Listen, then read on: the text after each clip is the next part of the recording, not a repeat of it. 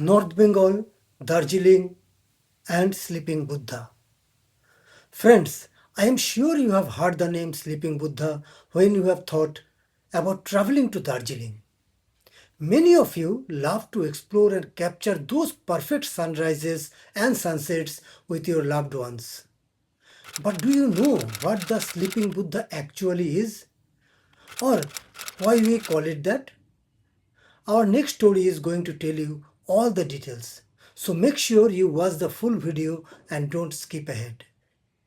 Our whole adventure started with this legend of the sleeping Buddha. That's the name given to the Kanchenjunga range, which, when you see it from just the right angle, looks like a giant sleeping figure. This isn't just any mountain. For the local communities living in its shadow, it's a sacred protector. And the only way to really witness it properly is to earn it. The path to get there is the Sandakphu trek, a multi-day journey that takes you through Singalila National Park.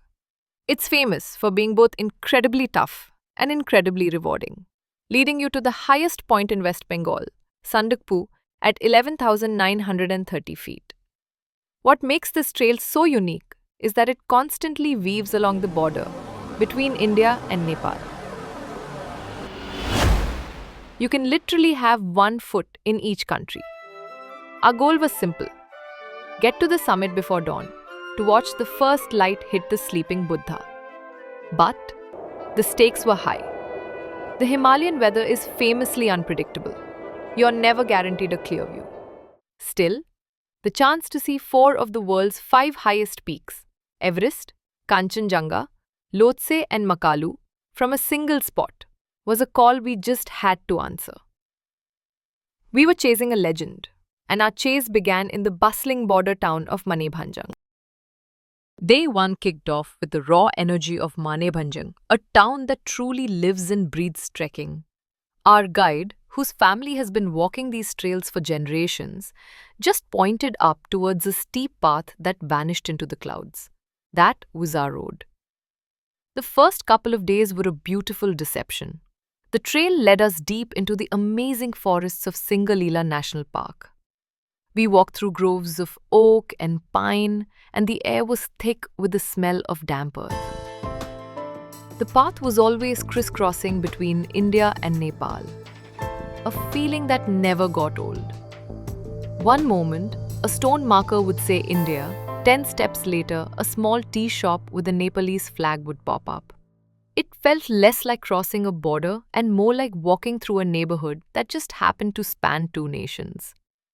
We finished our second day at Tumbling, a tiny village perched on a ridge.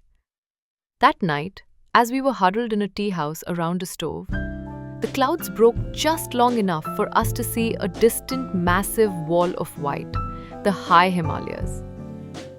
It was a humbling preview of what we were really up against. The easy part was definitely over. If the first 2 days were a friendly handshake, day 3 was a crushing grip. The gentle slopes were gone, replaced by these relentless, steep climbs that felt like they would never end. This was the trail from Gairibas to Kalipokri, a stretch that trekkers talk about with both dread and respect. The landscape totally transformed. The lush forest gave way to bare, wind-swept ridges where you couldn't hide from the elements.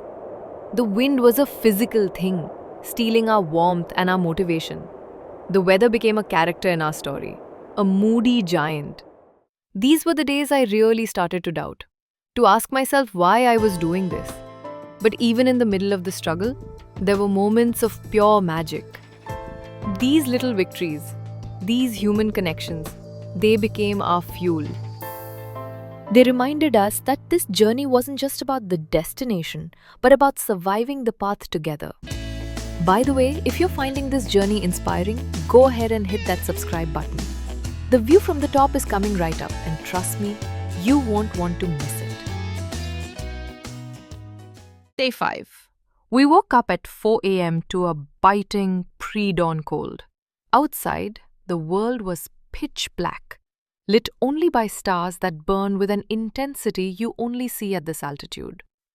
This was it, the final push to Sandakphu. The air was so thin, every breath was a conscious effort. We moved in silence. As we climbed, a faint line of light appeared on the horizon. The blackness softened to indigo, then to a soft grey. We reached the summit, 11,930 feet, just as the sky began to bleed with colour. And then, it happened. The first ray of sun broke free and kissed the highest peak. A wave of brilliant gold washed over the snow caps. And there it was, not a picture, not a legend, but a living, breathing thing, the sleeping Buddha. It was perfect. Kanchenjunga and its neighbouring peaks formed that unmistakable silhouette, the head, the chest, the gentle curve of a body at rest. It didn't just look like a Buddha, it radiated this profound sense of peace. And there, further to the left, sharp and clear, stood the Everest cluster, Lhotse, Makalu, and the top of the world itself. Honestly, it felt like time stopped. The pain, the cold, the exhaustion, it all just vanished, replaced by pure awe. We had chased the legend and were rewarded with something that felt truly sacred. We hadn't just seen a mountain range, we had witnessed the soul of the Himalayas. As we descended from the high ridges through charming villages like Gurdum, the world felt softer. Everyone was lighter, buzzing about the morning's incredible view. I got a chance to walk beside our guide and asked him what the sleeping Buddha meant to him. He explained that for his people, the Gurung and Sherpa communities, it's a protector, a divine presence. He said that's why climbing Kanchenjunga is forbidden from the Indian side. It's a sign of respect for the mountain spirit. It is a place of peace, he said. Its shape, a reminder of the ultimate goal, nirvana. We came looking for a physical challenge, a bucket list view. We left with something more. Looking back, the trek is a blur of steep climbs and stunning landscapes. But the moments are crystal clear. The shared silence watching that sunrise, the taste of hot tea in the freezing cold, the feeling of standing on the roof of West Bengal with the giants of the earth spread out before you. We went to chase a legend and we thought the climax was reaching the summit.